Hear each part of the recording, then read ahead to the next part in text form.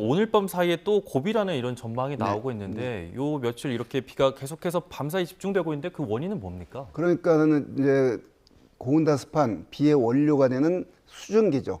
근데 수증기 자체만 있어가지고는 비가 오지 않습니다. 거기에 방아쇠 역할을 해주는 게 있어야 되는데 그게 성질이 다른 공기입니다. 그 성질이 다른 공기가 어디서 내려오냐면 중국 대륙에서 내려옵니다. 그게 부딪히죠. 또는 오츠케 고기압인데 지금 현재 오츠케 고기압이 그렇게 강하게 발달하지는 않습니다. 그래서 대륙 쪽에 건조한 공기와 남쪽의 습한 공기의 성질이 다른 면이 있는데 저 모식도가 지금 그걸 잘 그리고 있는데요.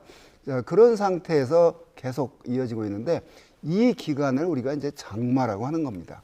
그런데 이 장마 형태가 확실히 30년 전, 40년 전 고전적인 장마의 의미와 좀 달라졌어요. 그게 단시간에 많은 비를 내리게 하고 여기가 비가 내리는데 그 옆 동네는 폭염특보가 내려집니다. 폭염 속에 있는 지금 오늘도 그러는데 호남과 영남에는 폭염특보가 내려져 있습니다. 자, 서울, 경기, 강원도 내리는 비는 지금 소강 상태에 들어가서 앞으로 밤이 되기 전까지는 좀 비는 그칠 것으로 예상이 됩니다. 예. 지난 장마 때도 그렇고 요즘 들어서 야행성 폭우가 잦아드는 것 같은데 이게 방금 말씀하신 어떤 달라진 장마철의 유형이라고 봐도 될까요? 그렇습니다. 그러니까 이제 과거보다 분명히 우리나라 여름철이 원래 더운 게 특징인데 과거보다 더 더워졌습니다. 그러면 그 더 더워진 만큼 그 비의 원료가 되는 수증기를 포함할 수 있는 물리적인 양이 늘어났습니다. 그러니까 낮에 따뜻한 공기 상태에서 포함할 수 있는 수증기의 양이 있다고 한다면 밤에 해가 지고 나면 우리는 한반도를 덮고 있는 공기가 식거든요. 그러면 낮에 있는 그 35도의 그 공기 덩어리와 밤이 돼서 25도로 떨어진 공기 덩어리는 그 안에 포함할 수 있는 수증기의 양이 물리적으로 달라집니다. 그러면 이 밤에는 포함할 수 있는 수증기의 양이 적어졌기 때문에 기온이 낮아졌기 때문에 그러면 그걸 이제 버리게 되는데 그게 이제 비로 떨어지는 거죠. 그래서 밤이 되면 더 야행성 폭우가 늘어나고 그렇습니다. 근데 또 밤이 되면 상하층 간의 온도 차이에 의해서 하층 제트가 굉장히 강해집니다. 낮보다.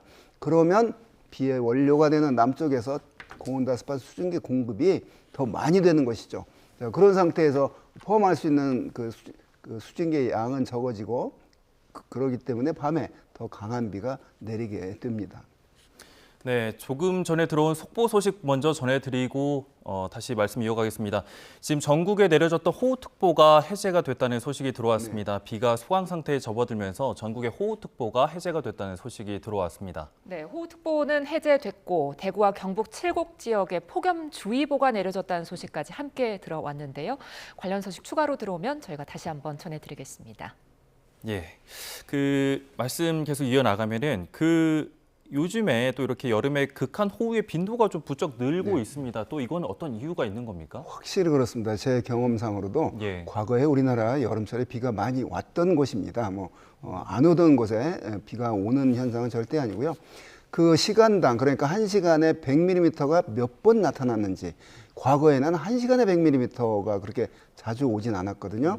2024년도에 시간당 100mm가 16번 내렸습니다. 작년 2025년도에 15번 내렸습니다. 우리나라에서 1시간에 가장 많이 온 시간당 최다 강수량이 공식적으로 2024년 7월에 군산에서 내린 137.1mm입니다. 비공식 기록으로 그러니까 AWS 기록인데 그 1998년 7월 31일 지리산 폭우 때 145mm가 저 순천 부근에서 내렸고 2024년도 그 군산 물난리 났을 때 시간당 146mm가 비공식 최고입니다. 시간당 146mm. 우리나라 1년에 1200에서 1600mm 비가 내립니다. 그런데 그 1년 내리는 총 양의 10%가 1시간에 내리는 양이거든요. 그런 그 발생 빈도가 자주 늘어난 것은 우리가 늘 지금 여름을 보내면서 느끼고 있는데 이게 한 기후변화의 한 형태입니다. 근본적인 건 과거보다 따뜻해져서 대기도 따뜻해, 공기도 따뜻해졌고 바다도 따뜻해졌거든요.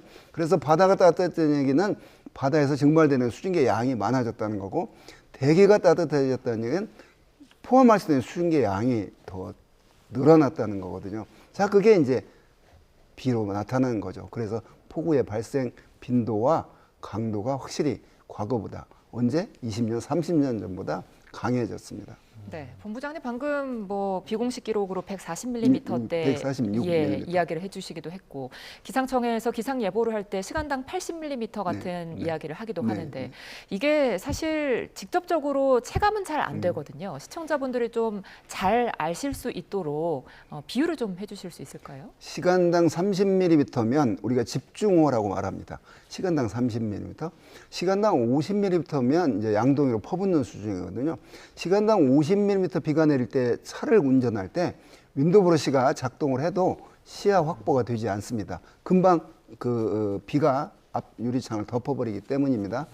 시간당 80mm면 폭포수 밑에 서 있는 그런 느낌입니다. 그 정도의 양이거든요. 시간당 100mm가 넘는 건 뭐 잠기고 무너지고 이제 그럴 수밖에 없는 양이죠. 우리나라가 그 어떤 배수 시설, 하수 시설이 50년 빈도 또는 100년 빈도에 맞춰져 있습니다. 과거에 그 60년대, 70년대. 그런데 요즘에 내리는 그 비의 양은 그런 50년 빈도, 100년 빈도를 넘어서는 거거든요.